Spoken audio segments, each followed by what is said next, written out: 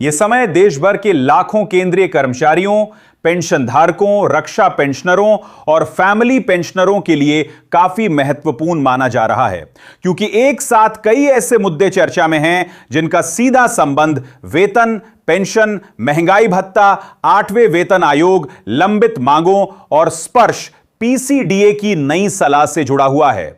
पिछले कुछ दिनों के दौरान कई प्रकार की खबरें सामने आई हैं। कुछ आधिकारिक हैं, कुछ केवल मीडिया रिपोर्टों पर आधारित हैं और कुछ सोशल मीडिया पर तेजी से वायरल हो रही हैं। ऐसे में यह जानना बेहद जरूरी हो जाता है कि कौन सी जानकारी आधिकारिक है और कौन सी केवल अटकलों या दावों पर आधारित है। इसलिए इस पूरी जानकारी को अंत तक ध्यानपूर्वक सुनिए, क्योंकि आज हम एक एक विषय को विस्तार से समझने वाले हैं ताकि किसी भी प्रकार की भ्रम की स्थिति ना रहे। सबसे पहले बात करते हैं उस विषय की जिसने पिछले कई दिनों से हजारों रक्षा पेंशनरों और फैमिली पेंशनरों को चिंता में डाल रखा था। बड़ी संख्या में लोगों ने यह शिकायत की कि जून महीने की पेंशन का एडवांस एसएमएस अभी तक प्राप्त नहीं हुआ है। कई लोगों ने यह भी आशंका व्यक्त की कि कहीं उनकी पेंशन रोक तो नहीं दी गई है या फिर भुगतान में किसी प्रकार की समस्या तो नहीं आने वाली। लगातार इस विषय पर सवाल पूछे जा रहे थे और सोशल मीडिया पर भी तरह तरह की बातें सामने आ रही थीं। लेकिन अब इस पूरे मामले में स्थिति काफी हद तक स्पष्ट हो चुकी है।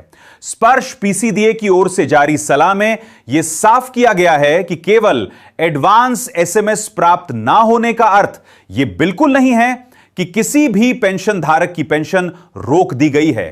विभाग के अनुसार पेंशन की प्रोसेसिंग अपनी सामान्य प्रक्रिया के अनुसार पूरी की जाती है और भुगतान निर्धारित समय के अनुसार ही संबंधित बैंक खातों में भेजा जाता है। यदि किसी कारणवश एडवांस सूचना वाला संदेश समय पर प्राप्त नहीं होता है तो उससे पेंशन भुगतान की प्रक्रिया प्रभावित नहीं होती। इस विषय को लेकर कई पेंशनरों के मन में सबसे बड़ा प्रश्न यही था कि आखिर संदेश आने में देरी क्यों हो रही है। इस पर भी स्पष्टीकरण दिया गया है कि कई बार मोबाइल नेटवर्क, एसएमएस रूटिंग, स्थानीय दूरसंचार सेवाओं या तकनीकी कारणों से संदेश सभी लोगों तक एक साथ नहीं पहुंच पाते। ऐसी स्थिति में केवल संदेश की डिलीवरी प्रभावित होती है, जबकि भुगतान की प्रक्रिया पहले की तरह जारी रहती है। इसलिए जिन लोगों को अभी तक एडवांस एसएमएस प्राप्त नहीं हुआ है, उन्हें घबराने की आवश्यकता नहीं है। यह भी स्पष्ट किया गया है कि यदि किसी पेंशन धारक को निर्धारित समय तक भी एडवांस सूचना प्राप्त नहीं होती है, तब भी उनकी पेंशन उनके पंजीकृत बैंक खाते में नियत समय के अनुसार जमा की जाएगी।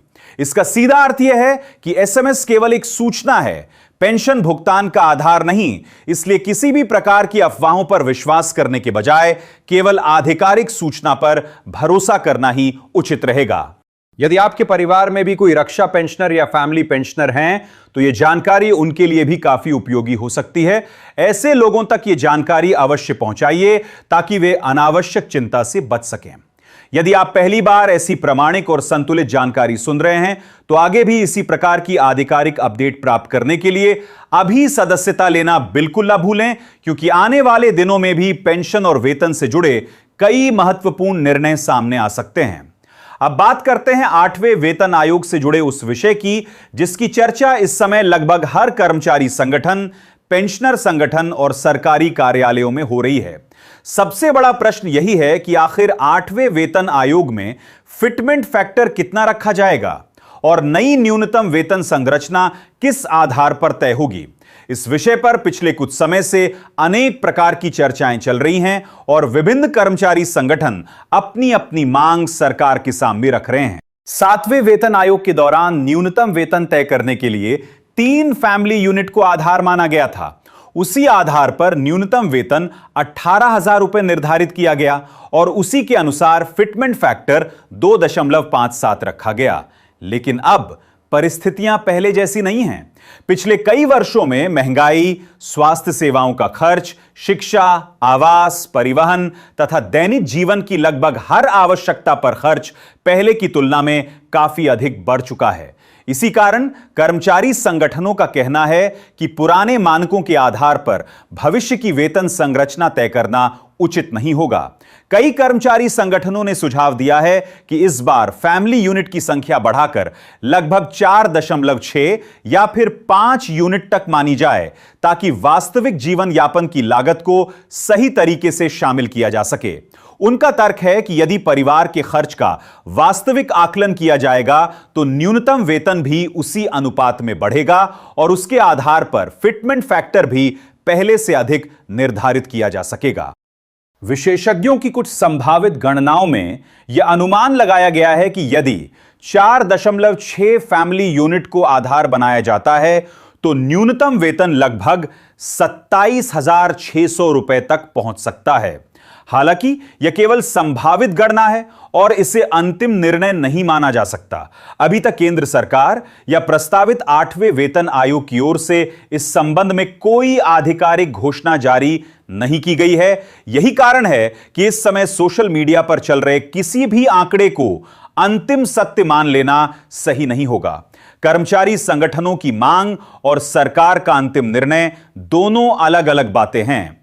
आयोग विभिन्न पक्षों से प्राप्त सुझावों, आर्थिक परिस्थितियों, सरकारी वित्तीय क्षमता और दीर्घकालिक प्रभावों का अध्ययन करने के बाद ही अपनी अंतिम सिफारिशें तैयार करेगा। अब बात करते हैं फिटमेंट फैक्टर को लेकर सामने आई मीडिया रिपोर्टों की। हाल के दिनों में कुछ अंग्रेजी समाचार माध्यमों में यह दावा किया गया कि 8वें वेतन आयोग की प्रक्रिया में जल्दबाजी नहीं की जाएगी और इस बार आयोग सभी आर्थिक पहलुओं का विस्तृत अध्ययन करने के बाद ही किसी निष्कर्ष पर पहुंचेगा। रिपोर्टों के अनुसार केवल कर्मचारियों की मांगों के आधार पर निर्णय नहीं होगा, बल्कि सरकार पर पड़ने वाले कुल वित्तीय भार का भी विस्तृत विश्लेषण किया जाएगा। यदि फिटमेंट फैक्टर अधिक रखा जाता है तो उसका सीधा प्रभाव लाखों कर्मचारियों और पेंशनरों के वेतन तथा पेंशन पर पड़ेगा। साथ ही सरकार के कुल व्यय में भी उल्लेखनीय वृद्धि होगी। इसी कारण आयोग को कर्मचारियों की अपेक्षाओं और सरकारी वित्तीय क्षमता दोनों के बीच संतुलन बनाना होगा। कर्मचारी संगठनों की ओर से लगातार 3.83 फिटमेंट फैक्टर की मांग की जा रही है। इस मांग के समर्थन में उनका कहना है कि वर्तमान महंगाई और जीवन यापन की लागत को देखते हुए कर्मचारियों को पर्याप्त राहत मिलनी चाहिए। दूसरी ओर कुछ आर्थिक विशेषज्ञों का मानना है कि सरकार वित्तीय अनुशासन को प्राथमिकता दे सकती है और इस कारण अंतिम सिफारिशें अपेक्षाकृत संतुलित भी हो सकती हैं। लेकिन यह पूरी तरह अनुमान आधारित चर्चा है। अभी किसी भी स्तर पर अंतिम निर्णय घोषित नहीं किया गया है। इसलिए यदि कहीं यह दावा किया जा रहा है कि फिटमेंट फैक्टर निश्चित रूप से तय हो चुका है या नई न्यूनतम वेतन राशि निश्चित कर दी गई है, तो ऐसी जानकारी को बिना आधिकारिक पुष्टि के सही नहीं माना जाना चाहिए। अंतिम निर्णय आयोग की रिपोर्ट और उसके बाद सरकार की स्वीकृति के पश्चात ही सामने आएगा। 8वें वेतन आयोग को लेकर कर्मचारी संगठनों की अन्य कई महत्वपूर्ण मांगें भी चर्चा में बनी हुई हैं। इनमें पेंशन से जुड़े अनेक विषय शामिल हैं। कई संगठनों ने कम्यूटेशन रिकवरी की अवधि कम करने का सुझाव दिया है ताकि पेंशन धारकों को अपेक्षाकृत जल्दी पूरी पेंशन का लाभ मिल सके। कुछ संगठनों ने पेंशन को कर मुक्त करने की मांग भी उठाई है। इसके अतिरिक्त महंगाई भत्ता और महंगाई राहत की गणना के वर्तमान फार्मूले में संशोधन की मांग भी लगातार की जा रही है ताकि बढ़ती महंगाई के अनुरूप कर्मचारियों और पेंशनरों को अधिक राहत मिल सके। इसके साथ ही लंबे समय से लंबित 18 महीने के एरियर का विषय भी समय समय पर चर्चा में आता रहता है। अनेक कर्मचारी संगठन यह मांग कर रहे हैं कि यदि कोई लंबित वित्तीय विषय शेष है तो उसे 8वें वेतन आयोग के लागू होने से पहले ही निपटाया जाना चाहिए ताकि नई वेतन व्यवस्था बिना किसी पुराने विवाद के लागू की जा सके। हालांकि यहां एक महत्वपूर्ण बात समझना आवश्यक है।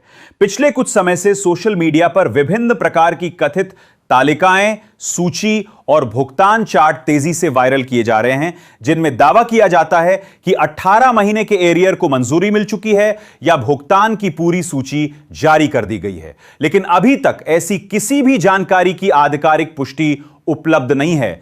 किसी भी सरकारी वेबसाइट या अधिकृत अधिसूचना में ऐसा कोई आदेश जारी नहीं किया गया है जिससे यह कहा जा सके कि 18 महीने के एरियर को अंतिम स्वीकृति मिल चुकी है। इसलिए केवल वायरल संदेश देखकर किसी निष्कर्ष पर पहुंचना उचित नहीं होगा। हमेशा वही जानकारी स्वीकार करें जिसकी पुष्टि संबंधित मंत्रालय, विभाग या अधिकृत सरकारी स्रोत द्वारा की गई हो। इससे आप अफवाहों से भी बचेंगे और गलत अपेक्षाएं भी नहीं बनेंगी। आने वाले समय में 8वें वेतन आयोग की प्रक्रिया धीरे धीरे आगे बढ़ेगी। कर्मचारी संगठनों, पेंशनर संगठनों, विभिन्न मंत्रालयों, वित्तीय विशेषज्ञों और राज्य सरकारों से प्राप्त सुझावों का अध्ययन किया जाएगा।